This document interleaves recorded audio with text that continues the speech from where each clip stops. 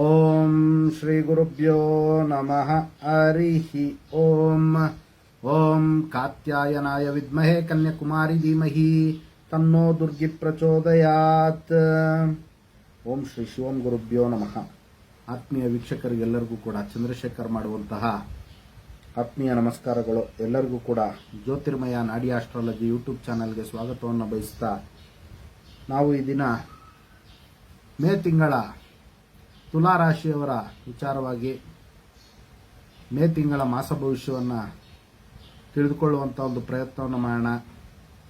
ನೋಡಿ, ತುಲಾ ರಾಶಿಯವರಿಗೆ ಯಾವ ಒಂದು ವಿಚಾರದಲ್ಲಿ ಅವರಿಗೆ ಅನುಕೂಲ ಇರುವಂಥದ್ದು ಮತ್ತು ಯಾವ ಒಂದು ವಿಚಾರದಲ್ಲಿ ಅವರಿಗೆ ಮಿಶ್ರ ಫಲ ಅಥವಾ ಅನಾನುಕೂಲವಾಗಿ ಇರುತ್ತೆ ಅನ್ನುವಂತಹ ಒಂದು ವಿಚಾರಗಳನ್ನು ತಿಳ್ಕೊಳ್ತಾ ಹೋಗೋಣ. ಇನ್ನೂ ಯಾರೆಲ್ಲ ನಮ್ಮ ಒಂದು ಯೂಟ್ಯೂಬ್ ಚಾನಲ್ಗೆ ಸಬ್ಸ್ಕ್ರೈಬ್ ಮಾಡ್ಕೊಂಡಿಲ್ಲ, ದಯವಿಟ್ಟು ಎಲ್ಲರೂ ಕೂಡ ಸಬ್ಸ್ಕ್ರೈಬ್ ಮಾಡ್ಕೊಳ್ಳಿ. ಇದೇ ರೀತಿ ಬೆಲ್ ಐಕಾನನ್ನು ಪ್ರೆಸ್ ಮಾಡಿ ನಾವು ಅಪ್ಲೋಡ್ ಮಾಡುವಂತಹ ವಿಡಿಯೋಗಳು ಬಹಳ ಬೇಗ ಬಂದು ನಿಮಗೆ ನೋಟಿಫಿಕೇಶನ್ ಮುಖಾಂತರ ತಲುಪುತ್ತೆ. ಒಳ್ಳೊಳ್ಳೆ ವಿಚಾರಗಳನ್ನು ತಿಳ್ಕೊಳ್ಳಿಕ್ಕೆ ಅನುಕೂಲ ಆಗುತ್ತೆ ಅನ್ನುವಂಥ ಒಂದು ವಿಚಾರವನ್ನು ತಿಳಿಸ್ತಾ, ಇನ್ನು ಮೇ ತಿಂಗಳಲ್ಲಿ ಯಾವ ಗ್ರಹರ ಒಂದು ಪರಿವರ್ತನೆ ಆಗುತ್ತೆ ಅನ್ನುವಂಥ ಒಂದು ವಿಚಾರವನ್ನು ಮೊದಲು ತಿಳ್ಕೊಳ್ಳೋಣ. ನೋಡಿ, 1ನೇ ತಾರೀಕು ಗುರುವಿನ ಒಂದು ಆಗಮನ ವೃಷಭ ರಾಶಿಯಲ್ಲಿ ಆಗ್ತಕ್ಕಂಥದ್ದು. ಇನ್ನು 14ನೇ ತಾರೀಕು ವೃಷಭ ರಾಶಿಗೆ ಸೂರ್ಯಗ್ರಹರ ಒಂದು ಸಂಚಾರ ಆಗುವಂಥದ್ದು. ಇನ್ನು ಮೇಷ ರಾಶಿಗೆ 10ನೇ ತಾರೀಕು ಬುಧಗ್ರಹರ ಒಂದು ಆಗಮನ ಆಗುವಂಥದ್ದು. ಇನ್ನು 19ನೇ ತಾರೀಕು ಶುಕ್ರಗ್ರಹರ ಒಂದು ಆಗಮನ ವೃಷಭ ರಾಶಿಯಲ್ಲಿ ಆಗ್ತಕ್ಕಂಥದ್ದು. ಪುನಃ 31ನೇ ತಾರೀಕು ಬುಧ ವೃಷಭ ರಾಶಿಗೆ ಸಂಚಾರ ಆಗುವಂಥದ್ದು. ಇದಿಷ್ಟು ಕೂಡ ಮೇ ತಿಂಗಳಲ್ಲಿ ಗ್ರಹಗಳ ಒಂದು ಮನೆಯ ಬದಲಾವಣೆ ಆಗ್ತಕ್ಕಂಥ ಒಂದು ವಿಚಾರ ಆಗಿರುತ್ತೆ. ಇನ್ನು ತುಲಾ ರಾಶಿಯವರಿಗೆ ಯಾವ ಮನೆಯಲ್ಲಿ ಯಾವ ಗ್ರಹರ ಒಂದು ಪ್ರಭಾವ ಇರುವಂಥದ್ದು ಅನ್ನುವಂಥ ಒಂದು ವಿಚಾರವನ್ನು ತಿಳ್ಕೊಳ್ಳೋಣ. ನೋಡಿ, 5ನೇ ಮನೆಯಲ್ಲಿ ಶನಿಯ ಒಂದು ಪ್ರಭಾವ ಇರುವಂಥದ್ದು. ಇನ್ನು 6ನೇ ಮನೆಯಲ್ಲಿ ರಾಹು, ಬುಧ ಮತ್ತು ಕುಜಗ್ರಹರ ಒಂದು ಪ್ರಭಾವ ಇರುವಂಥದ್ದು. ಇನ್ನು 7, 8ನೇ ಮನೆಯಲ್ಲಿ ತುಲಾ ರಾಶಿಯವರಿಗೆ ಮೇ ತಿಂಗಳಲ್ಲಿ ಶುಕ್ರ, ರವಿ ಮತ್ತು ಗುರುವಿನ ಒಂದು ಅಸ್ತಿತ್ವ ಮತ್ತು ಪ್ರಭಾವಗಳು ಇರ್ತಕ್ಕಂಥದ್ದು. 12ನೇ ಮನೆಯಲ್ಲಿ ಕೇತುಗ್ರಹರ ಒಂದು ಪ್ರಭಾವ ಇರುವಂಥದ್ದು.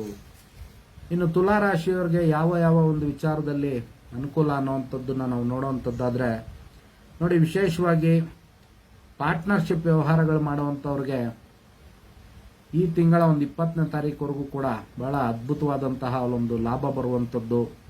ಅದೇ ರೀತಿ ವಿವಾಹ ವಿಚಾರಗಳಲ್ಲಿ ಪ್ರಯತ್ನ ಮಾಡ್ತಾ ಇರ್ತಕ್ಕಂಥ ತುಲಾ ರಾಶಿಯವರಿಗೆ ವಿವಾಹ ಪ್ರಯತ್ನಗಳಲ್ಲಿ ಸಫಲತೆ ಉಂಟಾಗ್ತಕ್ಕಂಥದ್ದು. ಇನ್ನು ಪ್ರೀತಿ ಪ್ರೇಮದ ಒಂದು ವಿಚಾರಗಳಲ್ಲೂ ಕೂಡ ಅವರಿಗೆ ಫ್ರೂಟ್ಫುಲ್ ಆಗಿ ಬಹಳಷ್ಟು ಚೆನ್ನಾಗಿರುವಂಥ ಒಂದು ಸಾಧ್ಯತೆಗಳಿರುತ್ತೆ. ಅದೇ ರೀತಿ ಪ್ರೀತಿ ಪ್ರೇಮದ ಒಂದು ವಿಚಾರಗಳಲ್ಲಿ ವಿವಾಹಕ್ಕೆ ಮರುಕಳಿಸುವಂಥ ಒಂದು ಸಾಧ್ಯತೆಯೂ ಕೂಡ ತುಲಾ ರಾಶಿಯವರಿಗೆ ಈ ಒಂದು ಮೇ ತಿಂಗಳಲ್ಲಿ ಇರ್ತಕ್ಕಂಥದ್ದು. ಅದೇ ರೀತಿ ವಿದೇಶ ಪ್ರಯಾಣ ಮಾಡಬೇಕು ಅಂದ್ಕೊಂಡಿರ್ತಕ್ಕಂತಹ ಜಾತಕರ ಪ್ರಯತ್ನ ಮಾಡ್ತಾ ಇರತಕ್ಕಂತಹ ತುಲಾ ರಾಶಿಯ ಜಾತಕರಿಗೂ ಕೂಡ ಮೇ ತಿಂಗಳಲ್ಲಿ ಬಹಳಷ್ಟು ಬದಲಾವಣೆಗಳು ಮತ್ತು ಅವರ ಒಂದು ಸಂಕಲ್ಪ ಸಹಿತವಾಗಿ ವಿದೇಶ ಪ್ರಯಾಣಕ್ಕೆ ಅವ್ರಿಗೆ ಅನುಕೂಲ ಆಗುವಂಥ ಒಂದು ಸಾಧ್ಯತೆಗಳು ಅತಿ ಹೆಚ್ಚಾಗಿರುತ್ತೆ.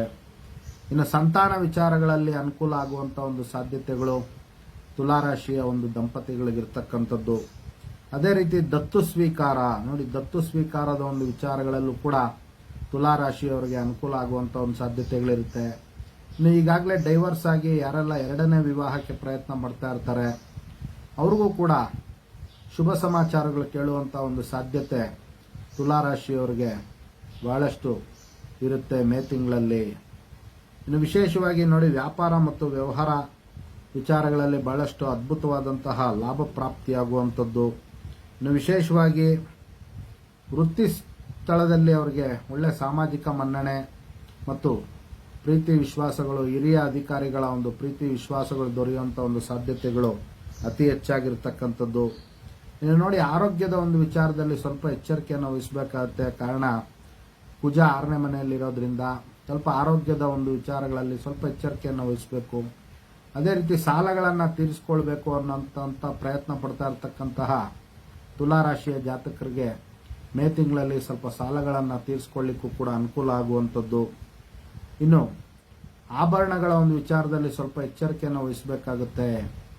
ನೋಡಿ, ಪ್ರಯಾಣ ಮಾಡುವಂತಹ ಒಂದು ಸಮಯ ಸಂದರ್ಭ ಸನ್ನಿವೇಶಗಳಲ್ಲಿ ಅವರು ಬೆಲೆ ಬಾಳುವಂತಹ ವಸ್ತುಗಳಾಗ್ಬೋದು ಅಥವಾ ಆಭರಣದ ಒಂದು ವಿಚಾರಗಳಲ್ಲಿ ಸ್ವಲ್ಪ ಎಚ್ಚರಿಕೆಯನ್ನು ವಹಿಸಬೇಕು.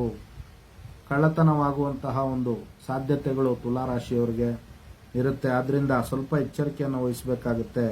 ಇನ್ನು ಶತ್ರುಗಳು ಕೂಡ ಇವರಿಗೆ ಬಹಳಷ್ಟು ಪ್ರೀತಿ ವಿಶ್ವಾಸವನ್ನು ತೋರಿಸುವಂಥದ್ದು, ಶತ್ರುಗಳು ಕೂಡ ಮಿತ್ರಗಳಾಗಿ ಇವರಿಗೆ ಸಹಕಾರ ಮತ್ತು ಸಹಾಯವನ್ನು ಮಾಡುವಂತಹ ಒಂದು ಸಂದರ್ಭ ಸನ್ನಿವೇಶಗಳು ತುಲಾರಾಶಿಯವರಿಗೆ ಮೇ ತಿಂಗಳಲ್ಲಿ ಇರ್ತಕ್ಕಂಥದ್ದು.